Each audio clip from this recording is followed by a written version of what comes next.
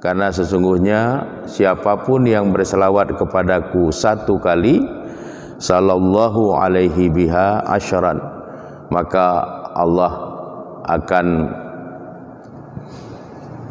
memberkati atasnya dengan 10. Kemudian dijelaskan yang dimaksud dengan wama ta'akhara, terampuni juga dosa-dosa yang terkemudian itu, artinya orang Islam yang bertemu diawali dengan mengucapkan salam, kemudian berjabat tangan, kemudian mereka berselawat kepada Nabi, mereka ini minimal 10 kali pagi, 10 kali petang. Nabi berjanji dia akan mendapatkan syafaatku, kata Nabi, yaumal. Jadi kalau kita resah, kita gelisah, ada sesuatu yang membebani batin kita, maka banyak-banyaklah berselawat kepada Nabi. Dengan kita berselawat kepada Nabi itu, maka keresahan kita, kegundahan kita, kegelisahan kita itu akan dihilangkan, akan diangkat oleh Allah Subhanahu wa taala, dan kita mendapatkan pengampunan dari dosa-dosa kita dengan banyaknya kita berselawat kepada Nabi.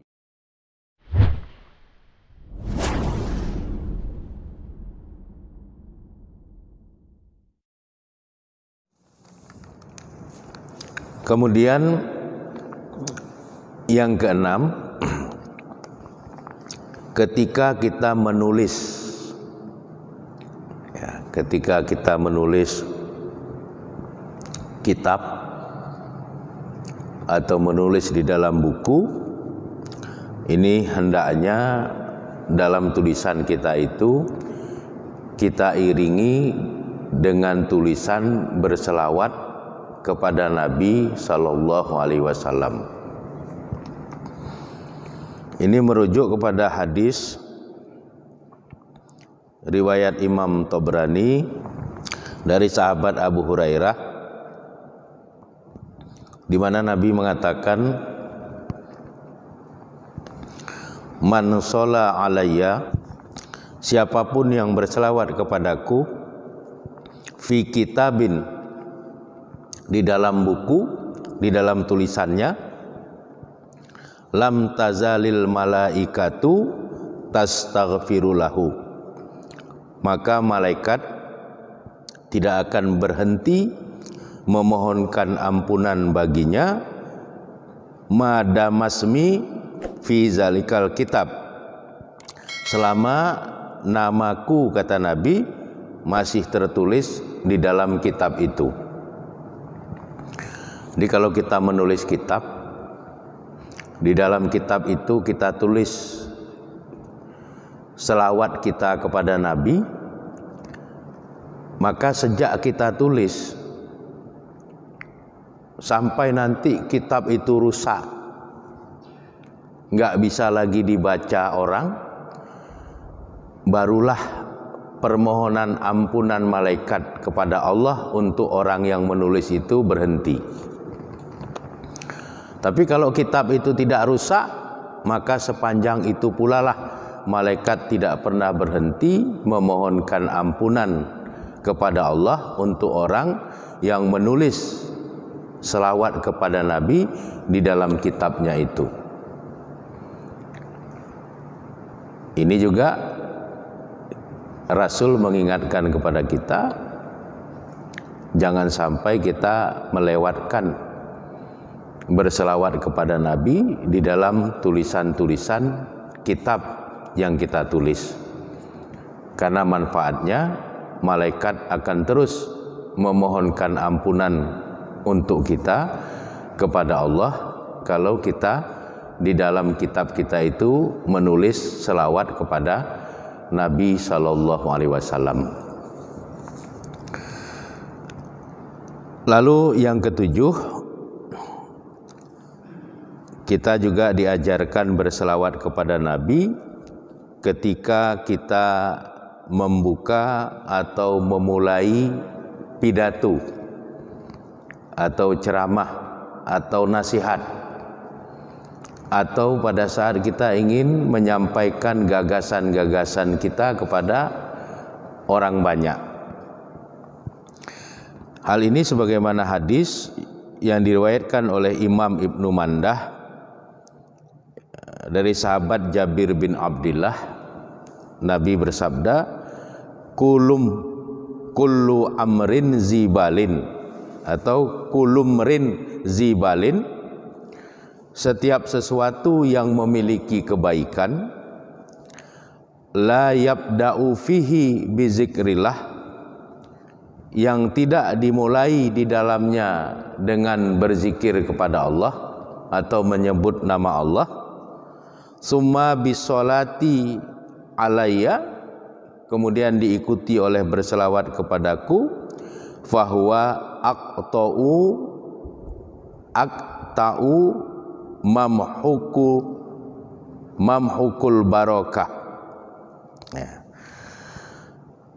Jadi semua ucapan, semua perbuatan baik yang tidak diawali dengan menyebut nama Allah dan tidak diiringi dengan berselawat kepada Nabi, fahuwa aqta', maka kebaikan itu akan terputus.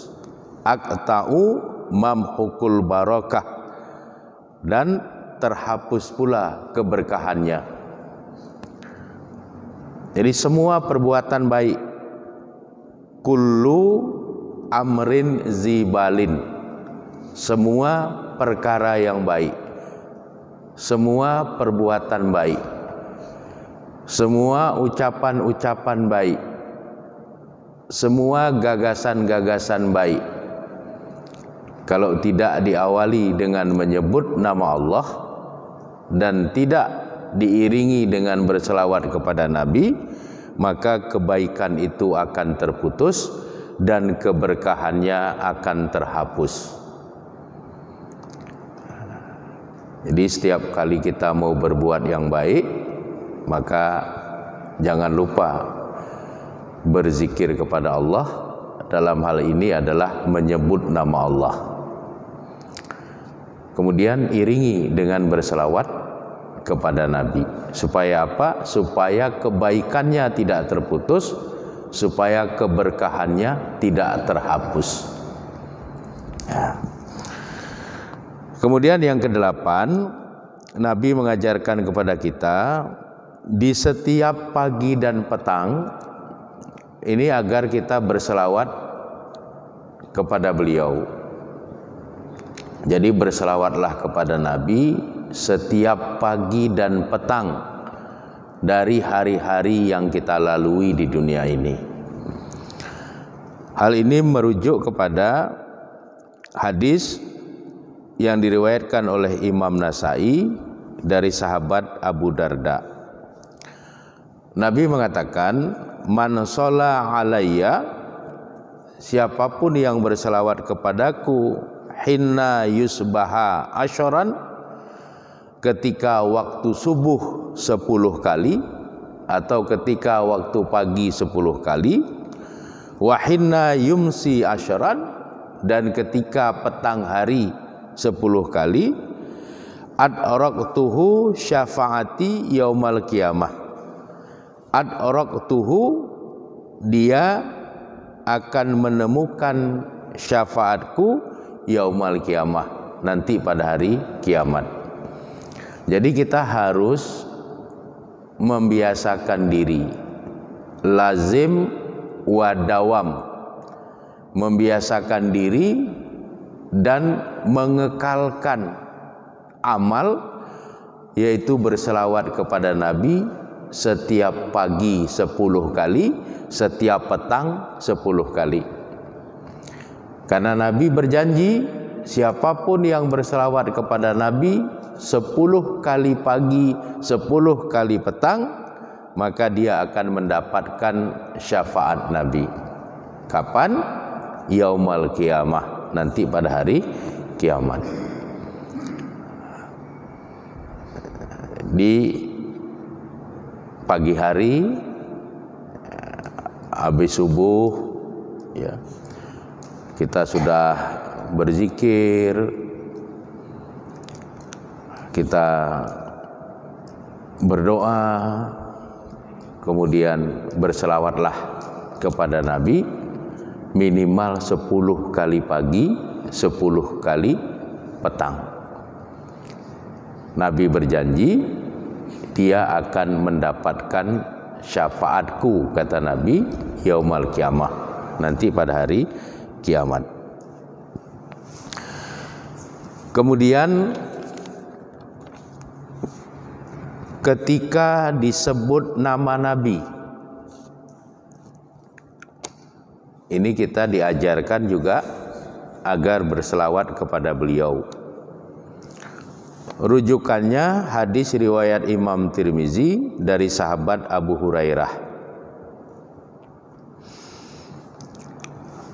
Nabi mengatakan roghima anfu. Ya, roghima anfu itu artinya celakalah atau merugilah rajulin, seseorang, zukirtu indahu, yang disebutkan namaku di sisinya, falam yusolli alayya, tapi dia tidak berselawat kepadaku.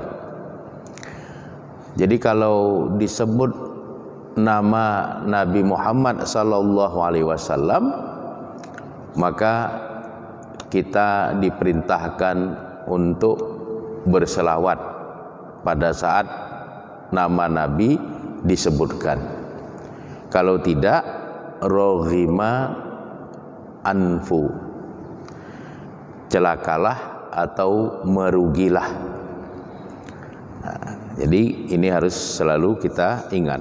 Kalau ada orang menyebut Nabi Muhammad sallallahu alaihi wasallam, maka kita berselawat kepada Nabi. Kemudian yang ke-11, ketika hari Jumat. Nah, ini ketika hari Jumat kita diajarkan oleh Nabi agar banyak berselawat kepada beliau.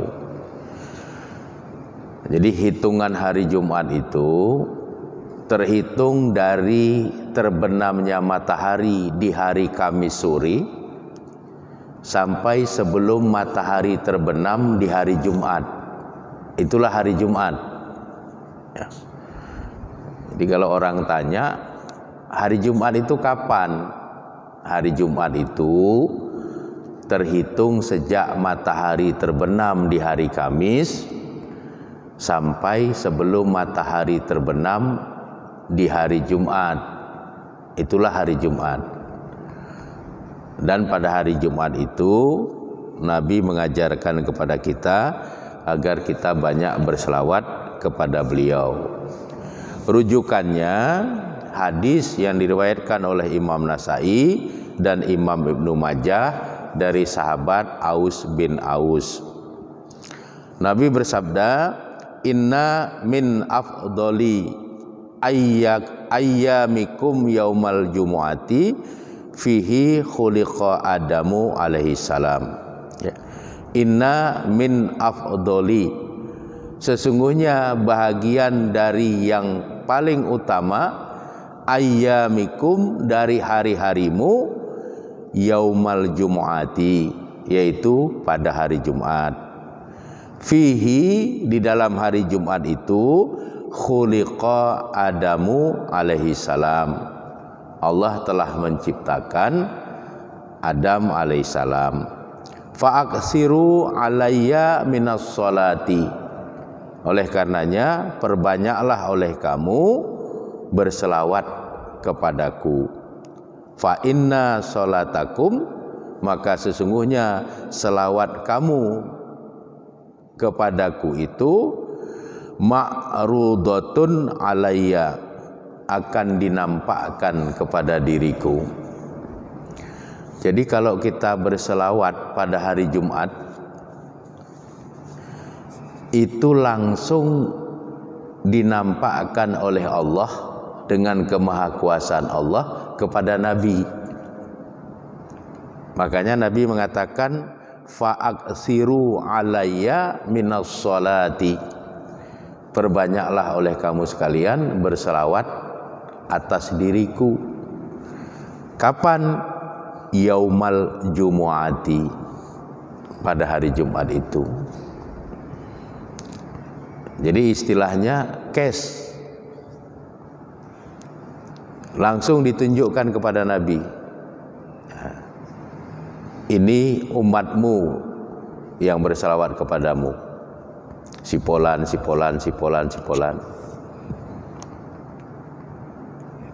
Jadi ma'rudah ya, ditunjukkan kepada Nabi. Makanya banyak-banyaklah berselawat kepada Nabi Muhammad sallallahu alaihi wasallam pada hari Jumat itu, terhitung sejak terbenam matahari di hari Kamis sampai dengan sebelum matahari terbenam di hari Jumat itu.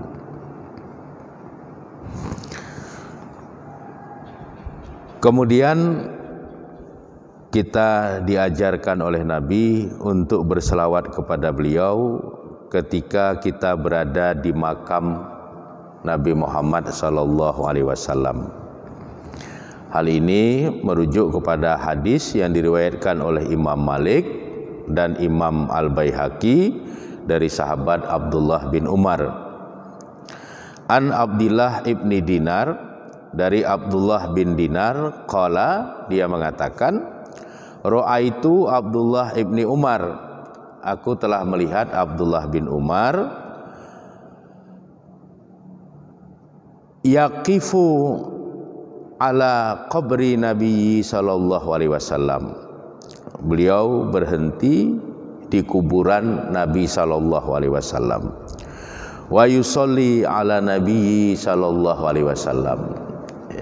Abdullah bin Umar berhenti di kuburan Nabi, kemudian beliau berselawat di kuburan Nabi itu. Wa du'ai ila Abi Bakrin wa Umara radhiyallahu anhuma. Kemudian Abdullah bin Umar berdoa untuk Sayyidina Abu Bakar dan berdoa untuk Sayyidina Umar. Nah, jadi kalau kita berada di makam Nabi, maka berselawatlah kita kepada Nabi dan doakanlah Sayyidina Abu Bakar dan Sayyidina Umar yang makamnya juga ada di situ. Karena makam Sayyidina Abu Bakar dan Sayyidina Umar itu berdampingan dengan makam Nabi. Lalu kita juga diajarkan oleh Nabi agar kita berselawat kepada beliau kalau kita lupa sesuatu. Jadi pada waktu kita cerita, apa yang mau kita ceritakan itu tiba-tiba lupa. Ya, misalnya ada nama orang yang mau kita sebut, nama kitab yang mau kita sebut, tiba-tiba kita lupa. Nah, ini kata Nabi, untuk menyegerakan kembalinya ingatan kita terhadap sesuatu yang lupa itu, maka berselawatlah kepada Nabi. Nah, sehingga ada ulama yang menjelaskan, kalau kita ingin terhindar dari penyakit gampang lupa dan penyakit jawai di hari tua, biasakanlah membaca Al-Quran, dan yang kedua, perbanyaklah berselawat kepada Nabi. Ya. Jadi kalau kita lupa, untuk mengembalikan ingatan kita terhadap yang lupa itu, berselawatlah kepada Nabi. Ini merujuk kepada hadis yang diriwayatkan oleh Imam Abu Musa Al-Madini dari sahabat Anas bin Malik. Nabi bersabda, "Iza nasaitum syai'a," kalau kamu lupa terhadap sesuatu, fasallu alayya, maka berselawatlah kamu sekalian kepadaku, tazakuhu insyaallah, kalian akan kembali mengingatnya dengan kehendak Allah. Jadi iza nasaitum, kalau kamu lupa syai'a terhadap sesuatu, fasallu alayya, berselawatlah kamu sekalian kepadaku, tazakuhu insyaallah, maka kalian akan kembali mengingatnya dengan kehendak atau dengan izin dari Allah Subhanahu wa taala. Jadi ini juga satu solusi yang diajarkan Nabi kepada kita. Kalau kita lupa sesuatu, cepat-cepatlah berselawat kepada Nabi agar Allah mengembalikan ingatan kita terhadap apa yang kita sedang lupa itu. Lalu jika kita gundah, jika kita resah, jika kita ada beban masalah, ini banyak-banyaklah berselawat kepada Nabi sebagaimana yang diajarkan oleh Nabi dalam hadis riwayat Imam Tirmizi dari sahabat Ubay bin Ka'ab. Jadi pada suatu hari Ubay bin Ka'ab ini memiliki satu persoalan yang membuat beliau gelisah dan resah. Lalu Ubay bin Ka'ab memperbanyak berselawat kepada Nabi. Setelah beliau memperbanyak berselawat kepada Nabi, beliau menjumpai Nabi. Lalu beliau mengatakan kepada Nabi, aj'alu laka solati kulliha, aku jadikan untukmu semua doaku sebagai selawat bagimu. Faqala, maka kemudian Nabi menjawab, izan, kalau begitu, tukfa hammaka, akan dicukupi, akan dihilangkan keresahanmu,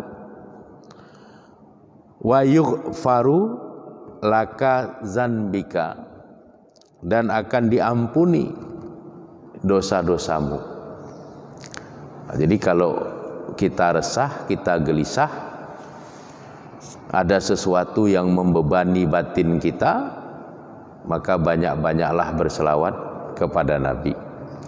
Dengan kita berselawat kepada Nabi itu, maka keresahan kita, kegundahan kita, kegelisahan kita itu akan dihilangkan, akan diangkat oleh Allah Subhanahu wa taala, dan kita mendapatkan pengampunan dari dosa-dosa kita dengan banyaknya kita berselawat kepada Nabi. Dan ini juga satu solusi dalam kehidupan kita, karena kadang-kadang semua orang dalam perjalanan hidupnya ini pasti ada masalah-masalah. Masalah-masalah itu membuat dia gelisah, membuat dia tidak nyaman, membuat dia galau. Maka berselawatlah yang banyak kepada Nabi. Insya Allah semua kegelisahan itu, semua keresahan itu, semua kegalauan itu akan dihilangkan oleh Allah Subhanahu wa taala. Kemudian yang terakhir, di dalam kitab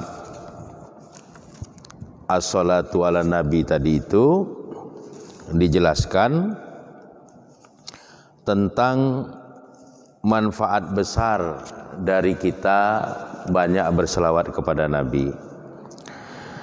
Dan ini dikutip dari hadis riwayat Imam Tirmizi, di mana Nabi bersabda, aulan nasi bi yaumal qiyamah.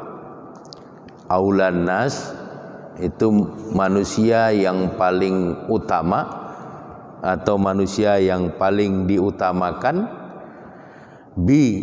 ya, dekat denganku yaumal kiamah, nanti pada hari kiamat, aksaruhum alayya sholatan, adalah mereka yang paling banyak berselawat kepadaku.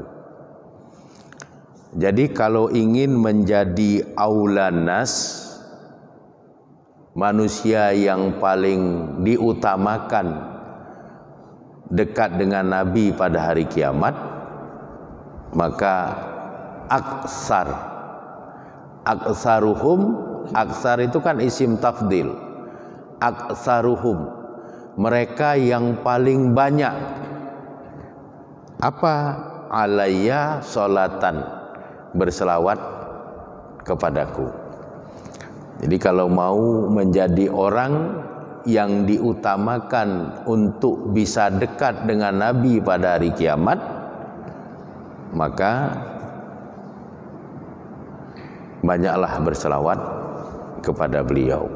Nah, tadi saya sudah menyampaikan isi kitab As-Salatu ala Nabi, Ahkamuha wa Fadailuha wa Fawaiduha, karya Syekh Abdullah Sirajuddin ini.